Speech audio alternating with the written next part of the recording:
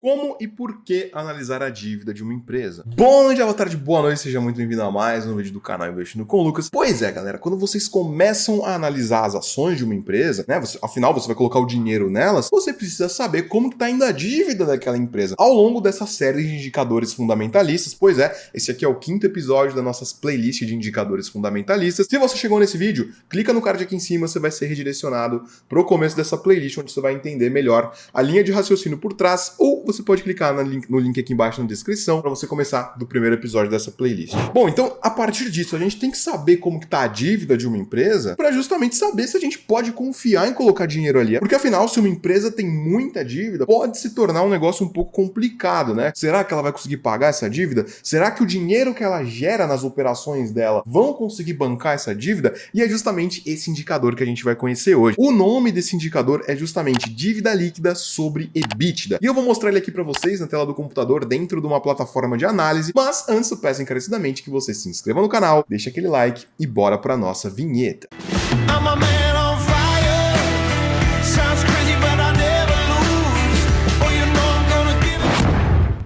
Bom, vamos lá. Primeiro gostaria de dar um recadinho aqui pra vocês, tá bom? No dia 17 de abril, eu vou fazer aqui uma live aqui no YouTube mesmo, tá? No sábado, dia 17 de abril, às 19 horas, uma aula bem detalhada sobre como investir no exterior na prática, tá bom? Vou fazer tudo, vou montar a carteira exterior, vou mostrar como que transfere o dinheiro, como que compra, tudo, tá bom? Sem esconder o ouro, sem nada desse tipo de coisa, tá bom? Só esse recadinho aqui, ativa e coloca no seu calendário, tá bom? Sabadão, 17 de abril, às 7 da noite, vai ter esse evento aqui. Se você tiver alguma dica, tá bom? Pode me seguir lá no Instagram, Investindo com o Lucas, e me manda no direct lá alguma dica que você queira, algum conteúdo que eu não posso deixar de passar nessa live, fechou? Bom, vamos lá, agora vamos falar de fato sobre a dívida líquida sobre o EBITDA. Pra gente entender um pouquinho melhor, vamos abrir o site aqui do fundamentei.com, que é o site, é uma plataforma que eu uso para analisar aqui a dívida líquida sobre o EBITDA, e vamos descendo aqui, olha só que interessante, né? A gente já viu, vamos pegar uma empresa brasileira, fica mais fácil aqui, né? Pegar uma empresa brasileira, porque aqui tá em inglês, pegar uma empresa brasileira, ó. A gente já viu receita líquida, que foi o primeiro, vimos também lucro líquido, vimos ROI, margem líquida, e agora a gente vai olhar a dívida, né? A dívida líquida sobre o EBITDA, ela é composta por basicamente 3 fatores, que vai envolver a dívida total, o caixa e o EBITDA, tá bom? A gente já vai entender um pouquinho melhor sobre esses indicadores aqui. Bom, pra gente entender, vou abrir aqui um bloquinho de notas, vamos entender primeiro o que é a dívida líquida, tá? Pra gente ter alguns parâmetros aí. Bom, antes de chegar na dívida líquida, a gente tem a dívida total, tá bom? Dívida total, ou também chamada de dívida bruta, né? Quando você vê uma dívida total de uma empresa, é quanto ela está devendo, com o que ela pode estar devendo, com empréstimos que ela contraiu para investir nela mesma, né? Lembrando, a dívida ela não é de tudo ruim. O problema são empresas que têm muita dívida. A dívida, inclusive, ela é saudável para uma empresa, ela pode usar para abater alguns impostos e tudo mais, inclusive usar esses empréstimos que ela contraiu para justamente reinvestir nela mesma e crescer mais. Então, não é de todo mal ter dívida, o problema é ter dívida demais. Mas como que a gente analisa isso? Bom, vamos pegar aqui a própria VEG, por exemplo. Ó. A VEG tem uma dívida de 1,687, né? 1,6 bilhões de reais. Então vamos colocar aqui, ó. 1,687, é isso? 687 bilhões de reais, tá bom? Então esse seria o número aqui. Pois é, só que aqui ela vai ter um dinheiro em caixa também, né? Um dinheiro em caixa, o que é esse dinheiro em caixa? É o dinheiro que tá livre, né? Na conta dela, se ela quiser usar esse dinheiro amanhã, tá líquido, tá bom? Significa que tem liquidez, é o dinheiro em caixa. Pois é, o dinheiro que ela tem em caixa hoje é cerca aí de 4,485 bilhões, né? Então 4,485 000.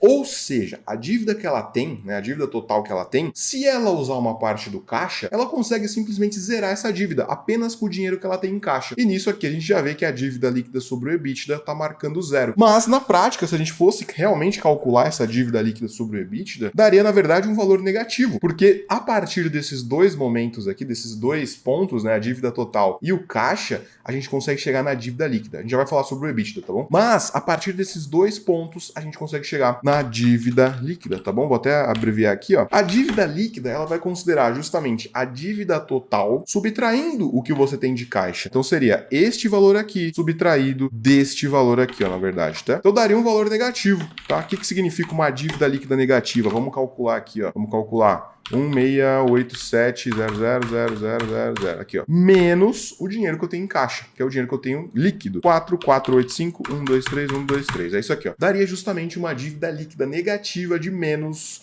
2,6 bilhões de reais. Ó. É um dinheiro, o que quer dizer uma dívida líquida negativa? Quer dizer que a empresa tem mais dinheiro em caixa do que dívida em si. Isso é um bom sinal, porque se a empresa tem mais dinheiro do que ela deve, ela consegue com certeza honrar essas dívidas. Então, num cenário catastrófico, ela vai ter dinheiro para honrar todas as dívidas e isso, consequentemente, reflete em cotação da empresa, né? A cotação da empresa, quando uma empresa é muito endividada, a cotação daquela empresa tende a flutuar muito mais, porque tem muito mais risco, não é mesmo? Então, isso tende a ser um bom sinal se você quer ter uma empresa sólida na sua carteira. Não quer dizer que se a empresa tiver mais dívida do que caixa, não quer dizer que é ruim. E a gente vai ver um caso desse justamente agora, para a gente entender melhor sobre a dívida líquida sobre o EBITDA. Mas, antes, a gente tem que entender o que é o EBITDA, tá bom? Eu não vou me aprofundar em muitas definições teóricas dele aqui, mas basicamente, o que o EBITDA mede pra gente? Se a gente pegar a sigla dele do inglês aqui, ó, tá vendo aqui, EBITDA? Olha só, vamos traduzir isso aqui, ó. Earning before interest, taxes, depreciation and amortization. O que isso aqui quer dizer? São os ganhos da empresa, tá bom? Os ganhos da empresa antes de impostos, taxas, depreciações e amortizações. Ah, vamos traduzir esse negócio agora. O EBITDA, ele vai ser justamente como se fosse um resultado operacional daquela empresa, desconsiderando aí impostos, taxas, a depreciação das máquinas e algumas amortizações. Vamos lá, vamos entender um pouquinho melhor. Basicamente, é o resultado da empresa antes de tirar o lucro, tá bom? Porque olha só, por exemplo, vamos olhar o EBITDA da WEG aqui, ó.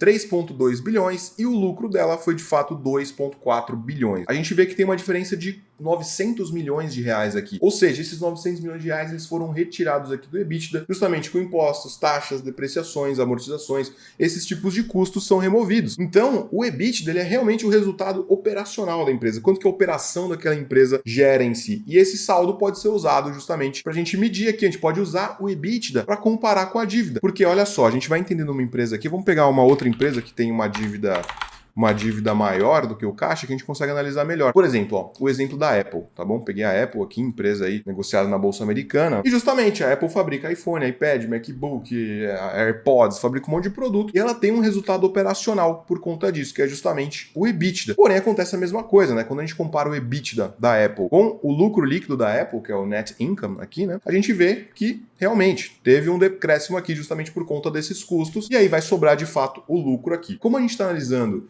a dívida líquida sobre EBITDA, né? Que está em inglês agora, net debt sobre EBITDA, né? Então é a mesma coisa, a dívida líquida sobre o EBITDA. Por que a gente compara isso aqui? Ó? Vamos lá, agora a gente vai de fato entender o que esse indicador significa. Quando a gente pega a dívida líquida e divide pelo EBITDA, o que esse resultado vai mostrar pra gente? Ele vai mostrar quanto de dívida a empresa tem com relação ao tanto de resultado operacional que ela gera. Tá bom, Lucão, mas o que isso quer dizer? Vamos usar o exemplo da Apple aqui pra gente fazer? Olha só.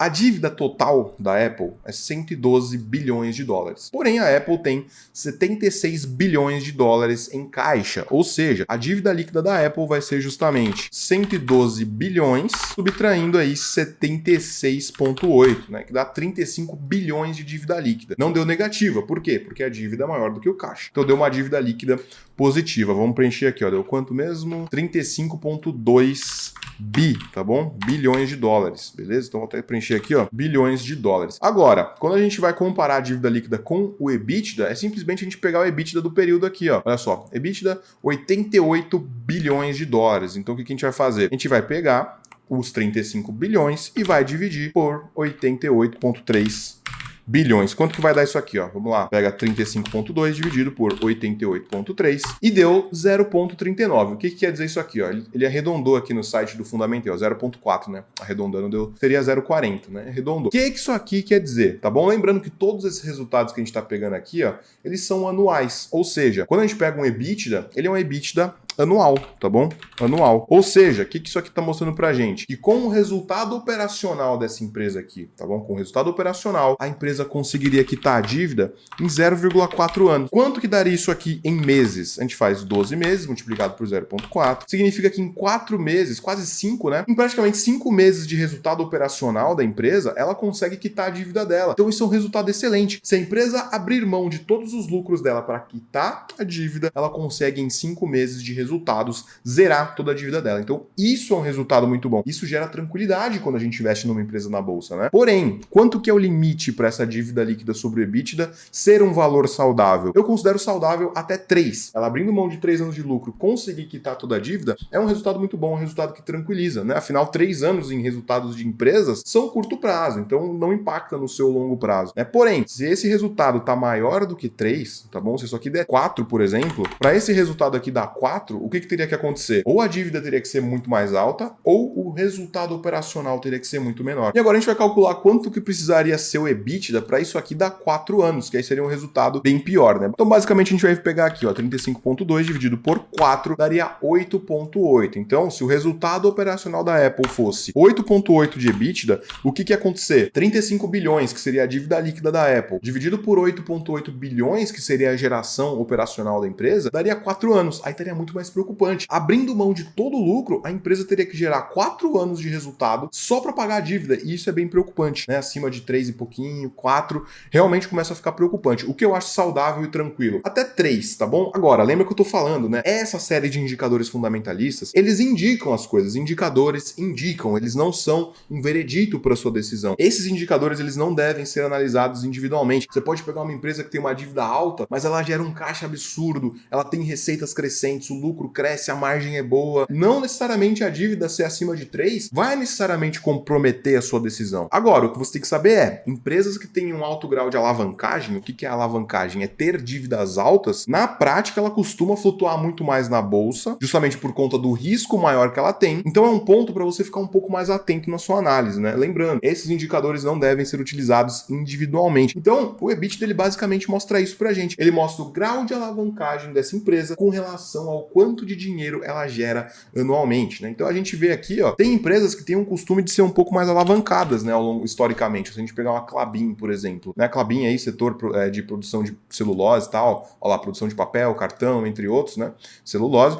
Então, a Klabin, ela tem um histórico de ser um pouco mais alavancada, né? Olha só a dívida líquida sobre o EBITDA, olha só. 2015, ó, 6,9, ou seja, 7 anos de resultado, 5,6 anos só para pagar a dívida, né? Isso vem flutuando. Teve períodos que foram mais baixos a dívida, né? Mas a gente vê que mesmo assim, o resultado de receita continua subindo. O lucro nesse 2020 foi zoadinho, né? Vem caindo. Então, assim, você não pode tomar decisão só com base na dívida, embora os outros resultados dela aqui não estão excelentes. Não quer dizer que a Klabin é uma empresa ruim. Quer dizer que ela pode estar passando por um momento ruim. Isso é totalmente normal. Empresas passam por momentos ruins, tá bom? Então, tente ficar atento para você nunca analisar um único indicador e tomar decisão só por base nele. Analise o conjunto, tá bom? Assiste a playlist de indicadores inteira aqui. Nenhuma empresa que eu falei aqui é algum tipo de recomendação de compra ou venda. A gente simplesmente fez a análise. Recapitulando, dívida líquida sobre o EBITDA, no máximo até 3, para você ficar tranquilo. Agora, se você quer pegar empresas com dívida líquida sobre o EBITDA maior que 3, não tem problema, não quer dizer que é uma empresa ruim, mas tome cuidado, porque pode ser que a empresa esteja realmente